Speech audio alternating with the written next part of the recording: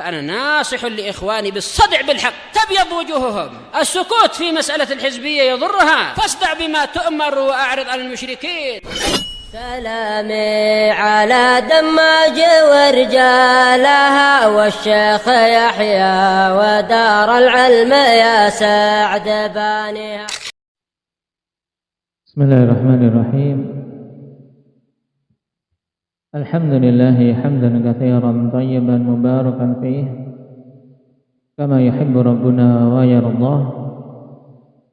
أشهد أن لا إله إلا الله وحده لا شريك له وأشهد أن محمدا عبده ورسوله صلى الله عليه وعلى آله وأصحابه أجمعين. أما بعد. Pertemuan yang lalu kita mengambil hadis dari Abdullah bin Abbas radhiyallahu anhuma terkait peringatan dari sifat ghulu. Apa itu yang dimaksud dengan ghulu? Indak ya Hamzah.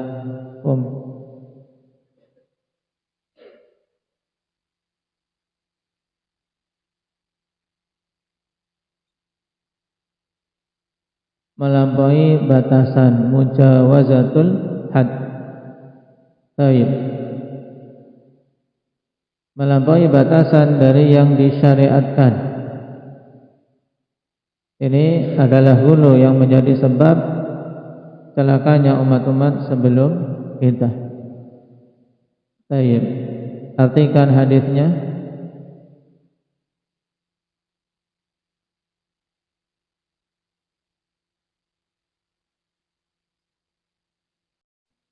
Nah, barakallahu fiikum. Iyyakum wal ghulu fa innama halaka man kana qablakum bil ghuluwi fid din. Hati-hatilah kalian, jauhilah oleh kalian ghulu.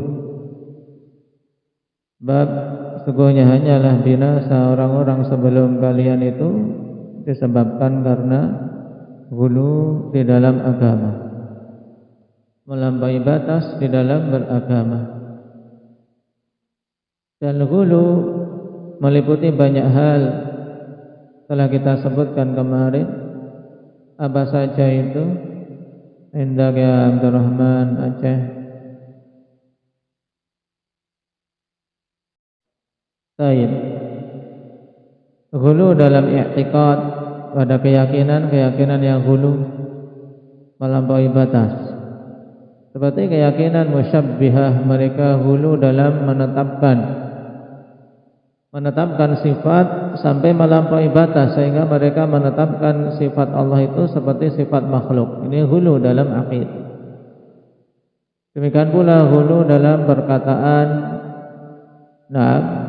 seperti memuji seseorang melampaui batasan, maupun ghulu dalam perbuatan. Contohkan apa dalam perbuatan ghulu yang sangat jelas nasnya dari amalan-amalan zahir dalam ibadah. Indah ya Muhammad Raka.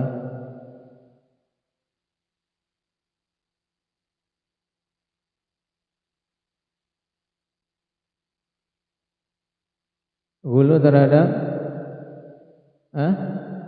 orang saleh, gimana bentuk ghulunya? Misalnya sampai mencium kakinya, kakinya dicium-cium, minta apa? Minta keberkahan. Ini ghulu terhadap orang saleh. Dan biasanya perbuatan itu juga dibangun di atas aqidah. Dan juga yang sangat jelas dalam perbuatan ibadah apa? Zikri.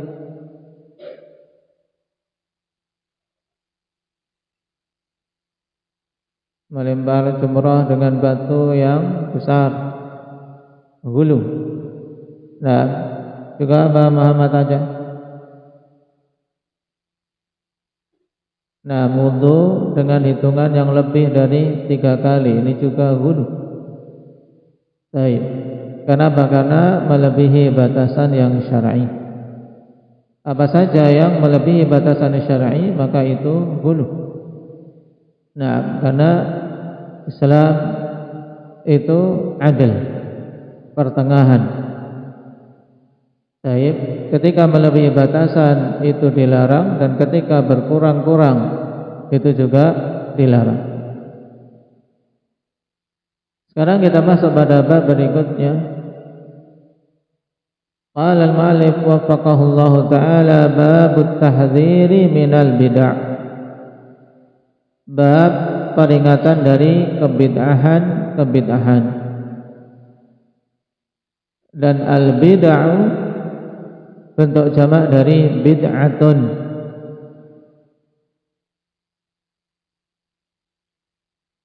Yang bid'ah di dalam agama kita, akhwan, termasuk perkara yang diperingatkan dengan peringatan yang sangat keras, dan bahkan Nabi SAW senantiasa mengulang-ulang peringatan tersebut dalam khutbah-khutbah beliau, dalam wasiat-wasiat beliau, karena bahayanya kebid'ahan ini. Sebab bid'ah itu merupakan maksiat, tapi pelakunya tidak merasa bermaksiat. Bahkan sebaliknya, pelakunya merasa dia melakukan ibadah dan amalan ketaatan. Nah, makanya penting setiap muslim dan muslimah untuk mengetahui apa itu bid'ah dan perkara mana saja merupakan bid'ah untuk dia menjauh darinya.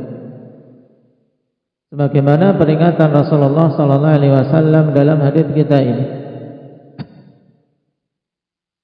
Qala an Irbad bin Sariyah radhiyallahu anhu, anna an-nabiy sallallahu alaihi wasallam qala wa iyyakum wa muhdatsatil umur, fa inna kulla muhdatsatin bid'ah wa inna kulla bid'atin dhalalah. Hadits rawahu Ahmad wa sahahu Al-Albani rahimahullahu ta'ala. Dari Irbad bin Sariyah radhiyallahu anhu bahwasanya Nabi sallallahu alaihi wasallam bersabda, hati-hati kalian atau jauhi oleh kalian perkara-perkara yang baru di dalam agama. Jadi peringatan Nabi sallallahu alaihi wasallam, wa iyyakum wa muhdatsatil umur, ini peringatan dari Rasulullah sallallahu alaihi wasallam terkait perkara-perkara yang baru. Nah, fi umuriddin. Al-umur di sini ahdid dzihni. Bukan semua perkara mencakup perkara dunia dan agama, tidak. Akan tapi yang dimaksudkan oleh Nabi sallallahu alaihi wasallam dengan muhdatsatil umur ay fi umuriddin. Dibuktikan dengan adanya al di situ yang memiliki fungsi apa? Ahdi zihni, bahwasanya para sahabat paham Nabi sallallahu alaihi wasallam sedang membicarakan hal-hal yang baru di dalam agama. Sehingga keluar dari peringatan Rasulullah sallallahu alaihi wasallam ini, ikhwan, hal-hal yang baru terkait perkara-perkara dunia. Nah, seperti adanya mobil, pesawat terbang, kecanggihan alat-alat transportasi, alat-alat komunikasi, ini semuanya tidak masuk dalam hal yang Nabi sallallahu alaihi wasallam peringatkan pada hadis ini. Kenapa kita katakan demikian? Karena apa? Nabi memperingatkan wa iyyakum wa muhdatsatil umur, menggunakan apa? Al, menunjukkan apa? Yang diperingatkan adalah perkara-perkara baru, di mana Raihan dalam perkara apa? Perkara agama. Kemudian Nabi sallallahu alaihi wasallam jelaskan kenapa kok perkara-perkara baru di dalam agama ini kita diperintahkan untuk menjauhinya. Kata beliau, fa inna kulla muhdatsatin bid'ah. Sebab sungguhnya semua perkara-perkara baru yang ada di dalam agama ini adalah kebid'ahan. Baik.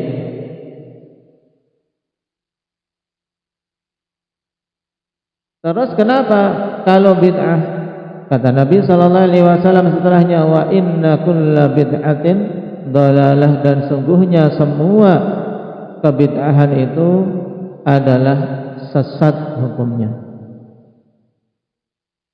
Dari 3 kalimat ini, ikhwan, Nabi sallallahu alaihi wasallam bimbingkan kepada umat ini dengan bimbingan yang sangat gamblang untuk setiap muslim dan muslimah menjauhi apa yang namanya bid'ah.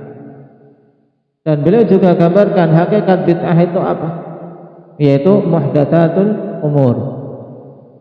Maka dari pengertian atau dari penjelasan Nabi sallallahu alaihi wasallam ini, ikhwan, nah kita bisa memetik pengertian yang ringkas padat tentang bid'ah. Apa itu bid'ah? Baik. Secara bahasa, ikhwan, bid'ah dikatakan oleh para ahli lughah Arabiyah, intinya adalah apa?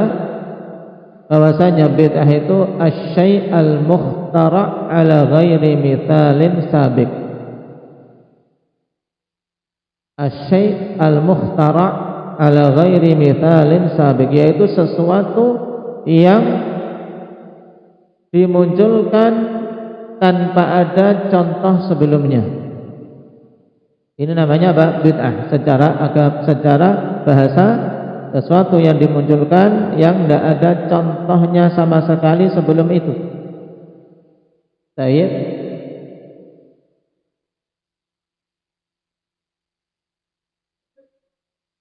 Makanya Allah Subhanahu wa taala ketika menerangkan tentang penciptaan langit-langit dan bumi yang sebelumnya belum ada langit dan bumi, Allah yang apa? Yang menciptakan satu-satunya.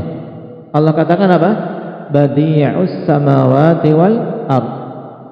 Zat yang maha mencipta langit-langit dan bumi yang belum pernah ada yang semisal dengan itu. Baik. Dan di sana juga ada makna kedua untuk bid'ah, ikhwan, masih dalam apa? Makna secara lughah. Baik.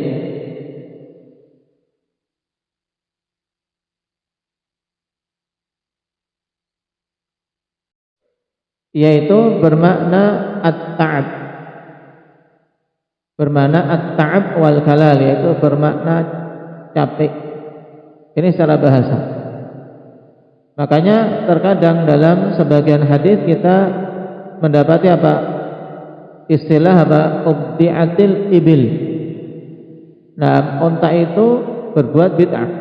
Di mana unta berbuat bid'ah? Maksudnya unta itu kecapean sehingga domprok, tidak mau apa?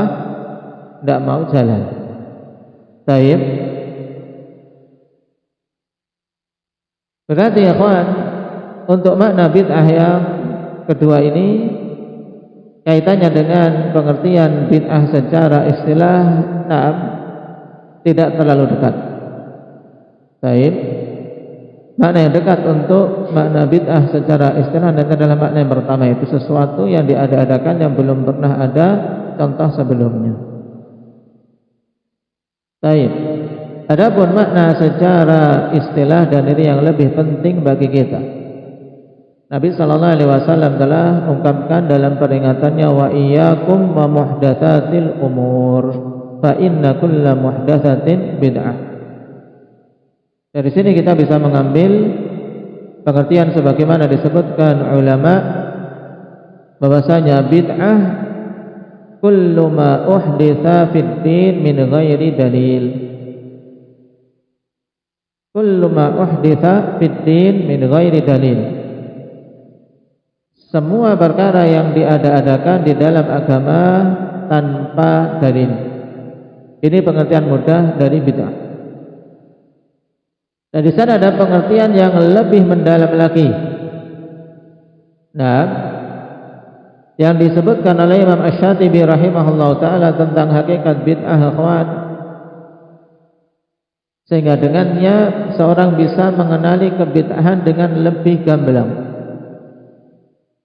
Walaupun dari pengertian yang pertama tadi itu mudah kita ketahui, pokoknya segala sesuatu yang diadakan di dalam agama kita yang tidak dibangun di atas dalil, namanya apa? Zakaria? Namanya bid'ah. Baik. Imam Asy-Syatibi rahimahullahu taala mengatakan al-bid'atu ibaratun an tariqatin fid dini mukhtara'ah tudahi syar'iyyah yuqsadu bis-suluki 'alaiha al-mubalaghatu fit ta'abbudi lillahi subhanahu. Ini dicatat, dihafal ikhwan, tentang hakikat bid'ah. Baik. Dan ini pengertian yang paling bagus yang diungkapkan oleh para ulama, sebagaimana disebutkan oleh Imam Syatibi dalam I'tisam. Ibaratun an tariqatin fid dini mukhtara'ah. Bid'ah itu adalah suatu ibarat tentang metode di dalam agama yang diada-adakan. Mencakup apa? Suatu metode dalam berakidah, metode dalam beribadah. Tudahi syar'iyah, yang bentuknya tersebut apa? Tudahi syar'iyah, menyamai syariat. Berarti ibarat dari metode di dalam beragama yang diada-adakan yang menyerupai syariat.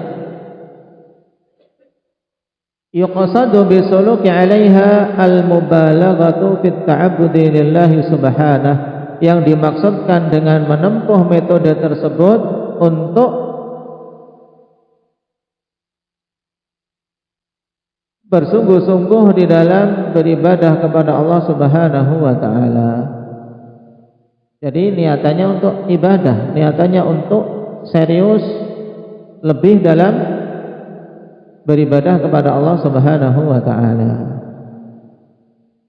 Baik, katab saya Bapak. Iqra' ma katab.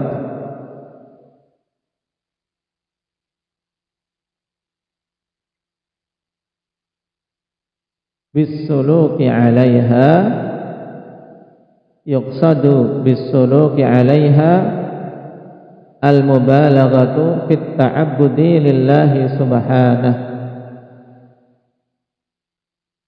Itulah bid'ah.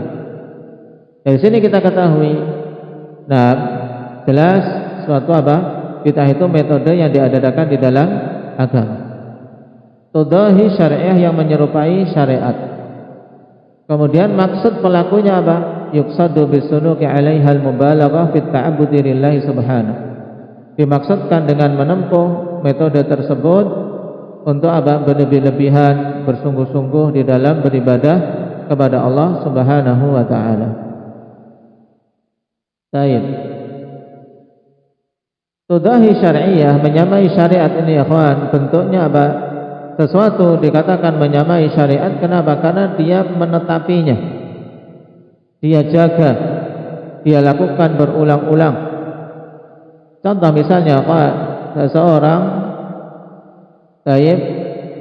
dia setelah sholat fardu, kemudian apa? Dia mengangkat tangan berdoa. Sekali dua kali, karena dia merasa butuh berdoa, dia saat itu memiliki hajat kepada Allah atau mengalami kesulitan, setelah sholat zikir, kemudian ingin berdoa, boleh tidak? Abdurrahman, boleh. Kenapa? Karena dia berdoa karena suatu hajat, bukan dalam bentuk rangkaian dengan apa? Ibadah salatnya, paham? Zikri.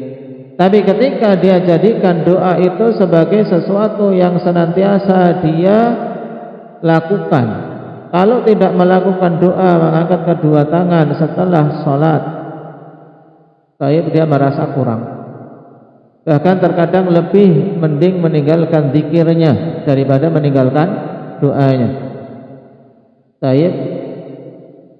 Terus menerus dilakukan. Demikian pula pada salat sunnah. Setiap salat sunnah dia angkat kedua tangannya, baik salat duha atau yang lainnya, berdoa. Dilakukan secara terus menerus dan taharri, dia jaga itu, maka ini bisa memasukkannya di dalam bid'ah. Kenapa? Tadi tudhahi syar'iyyah. Karena tidak disyariatkan untuk seperti itu oleh Nabi sallallahu alaihi wasallam dengan pensyariatan yang apa? Yang berkesinambungan. Berbeda dengan zikir ba'da shalah. Zikir ba'da shalah memang Nabi sallallahu alaihi wasallam bimbingkan setelah salat itu senantiasa berzikir. Salat fardu. Maka ketika itu dijaga, itulah sunnah. Ini di antara apa?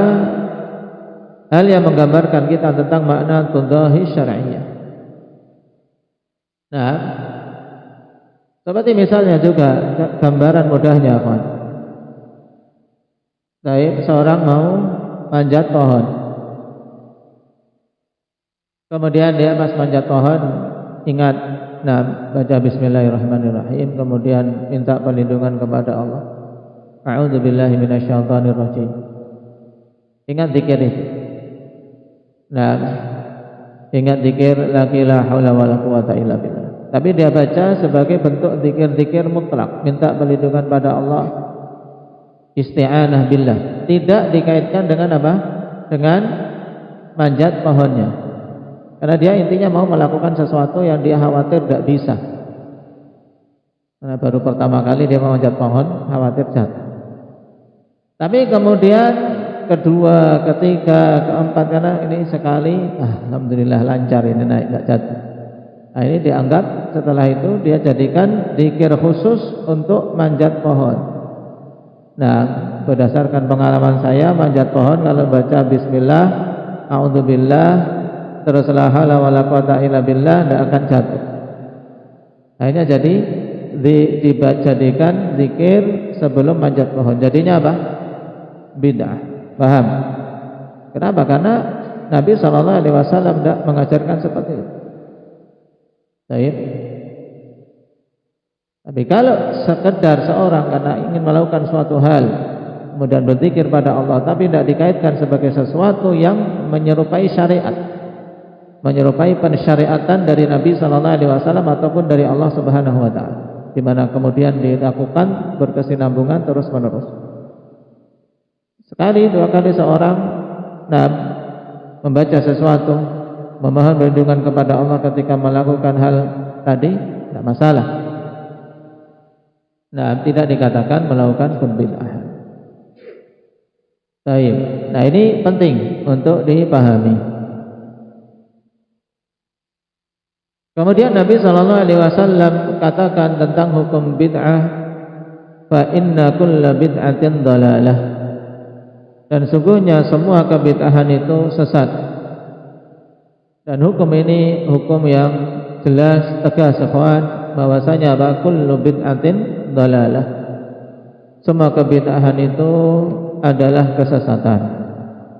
Sehingga dari kalimat ini kita ketahui bahwasanya tidak ada yang namanya bid'ah hasanah di dalam agama. Nabi sallallahu alaihi wasallam tegaskan tentang hukum bid'ah itu semuanya sesat dalam banyak momen. Selain hadis Irbad bin Sariyah, juga Nabi sallallahu alaihi wasallam tegaskan hal itu dalam hadis Jabir bin Abdullah. Di mana Nabi sallallahu alaihi wasallam di setiap khutbah, ketika berkhutbah di hadapan manusia, beliau tegaskan, "May yahdihillahu fala mudhillalah wa may yudlil fala hadiyalah. Wa khairul hadithi kitabullah wa khairul hadi hadi Muhammadin sallallahu alaihi wasallam wa syarrul umuri muhdatsatuha wa kullu muhdatsatin bid'ah." Kemudian dalam lafaz Muslim, wa kullu bid'atin dhalalah. Dan dalam riwayat Baihaqi ada tambahan wa kullu dhalalatin finnar. Baik. Nabi sallallahu alaihi wasallam tegaskan semua kebid'ahan itu sesat. Kemudian kullu dhalalatin finnar, dan semua kesesatan itu di neraka. Nah, maka lafaz ini sangat jelas karena kata kul di dalam lughah Arabiyah akhwan, nah termasuk dalam apa? Sighah umum. Tayyib, sighah yang menunjukkan keumuman, berarti mencakup semua kebid'ahan itu hukumnya adalah dhalalah. Dan kita tidak mendapati satu dalil pun yang mengkhususkan di dalam Islam adanya bid'ah yang dihukumi selain dhalalah. Taib. Makanya hal ini juga yang dipahami oleh para sahabat radhiyallahu alaihim. Makanya ditegaskan oleh Abdullah bin Umar radhiyallahu anhuma, kullu bid'atin dhalalah wa in ra'aha an-nasu hasanah. Kata Ibnu Umar, kullu bid'atin dhalalah, semua kebid'ahan itu sesat. Wa in ra'aha an-nasu hasanah, walaupun manusia memandangnya itu bagus. Dan inilah memang kebanyakan bid'ah-bid'ah yang ada, kawan. Manusia menganggapnya bagus. Nah, karena sudah dihias-hiasi oleh syaitan. Demikian pula ditegaskan oleh Abdullah bin Mas'ud radhiyallahu anhu. Beliau mengatakan, ittabi'u wa la tabtadi'u faqad kufitum wa kullu bid'atin dhalalah. Ittiba'lah kalian dan jangan kalian berbuat kebid'ahan, sebab sungguhnya kalian telah dicukupi. Kemudian beliau katakan wa kullu bid'atin dhalalah, dan semua kebid'ahan itu sesat. Dalam athar yang dikeluarkan oleh Waqi' dalam kitab Zuhud ini akhwan, dan juga yang lainnya, taib, dengan sanad yang hasan atau bahkan sahih, Abdullah bin Mas'ud radhiyallahu anhu menjelaskan tentang kenapa sama sekali kita tidak boleh berbuat kebid'ahan. Di sini faidah tambahan penting dalam athar Ibn Mas'ud. Ittabi'u wa la tabtadi'u faqad kufitum. Ittiba'lah kalian, yaitu dalam beragama itu tugas kita hanya ittiba' saja, ngikut saja. Nah, ittiba'lah kalian, ikutlah kalian terhadap apa yang telah diturunkan kepada kita, yaitu Al-Quran dan Sunnah, dengan mengikuti semua bimbingan Rasulullah sallallahu alaihi wasallam. Wala tabtadi'u, jangan berbuat kebid'ahan. Sebabnya kenapa? Faqad kufitum, sebab kalian itu telah dicukupi. Semuanya telah dicukupi, ya kawan. Segala yang mendekatkan diri kita kepada Allah Subhanahu wa taala dari amalan-amalan, dari keyakinan-keyakinan itu sudah dijelaskan oleh Nabi. Dan segala yang bisa menjauhkan kita dari Allah Subhanahu wa taala juga telah dilarang oleh Nabi. Qad kufitum, sudah dicukupi. Karena kita sudah dicukupi, tidak perlu membikin-bikin yang selain dari ajaran Nabi sallallahu alaihi wasallam. Maka kemudian beliau tegaskan wa kullu bid'atin dhalalah, dan semua kebid'ahan itu sesat. Ini dua athar yang sangat masyhur dari dua sahabat yang dikenal tentang ilmu dan semangatnya dalam mengikuti Nabi sallallahu alaihi wasallam, yang sepantasnya untuk setiap muslim dan muslimah memperhatikan bimbingan-bimbingan mereka.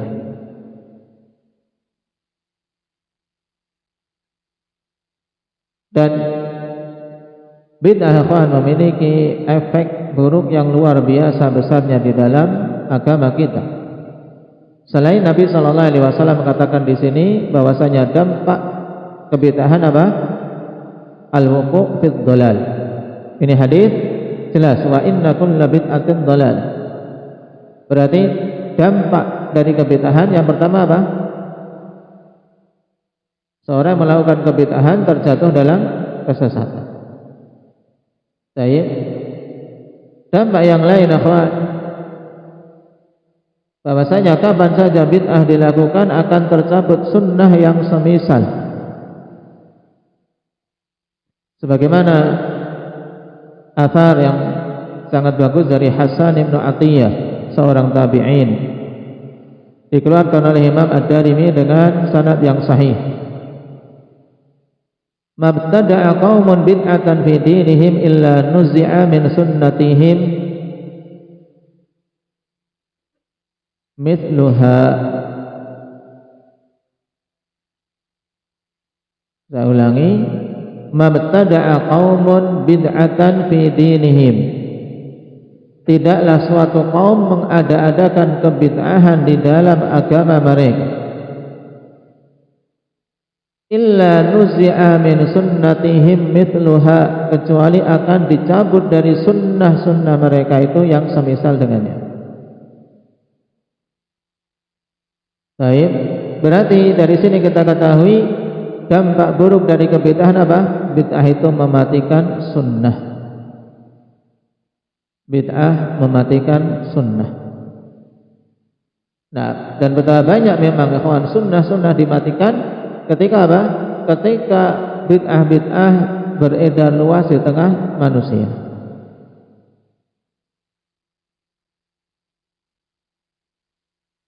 Baik. Dampak yang ketiga, bahwasanya al-bid'ah sababul halak. Kebid'ahan itu sebab kebinasaan, sebab kecelakaan.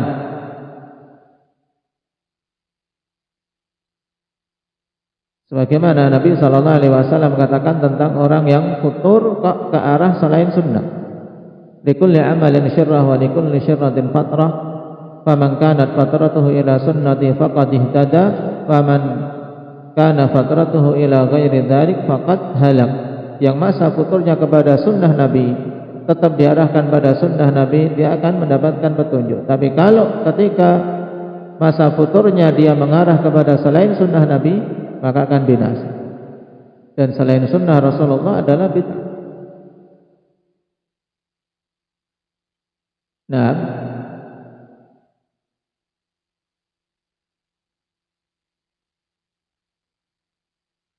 dan di antara kecelakaan, bentuk celakanya seseorang karena kebid'ahan ikhwan, ya amalan yang dia lakukan tertolak. Nah, amalan kebid'ahan tertolak. Sebagaimana Nabi SAW katakan, man amila amalan laisa alaihi amruna fahuwa raddun, yang insyaallah akan kita ambil pada hadis yang ke-38 penjelasannya. Baik.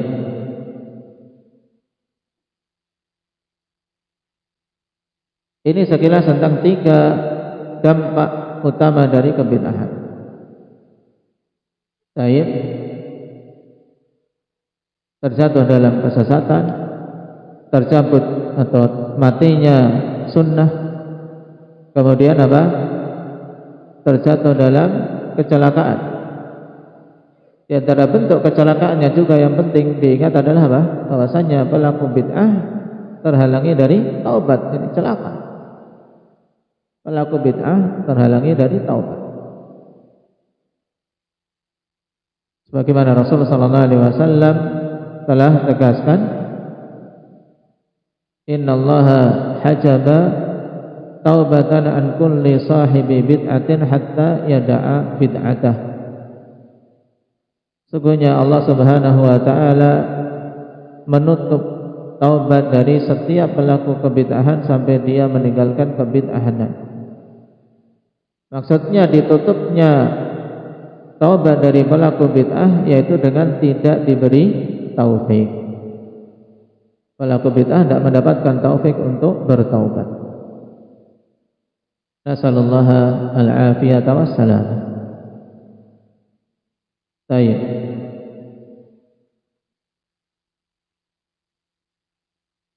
Naktafi bihadza walhamdulillah.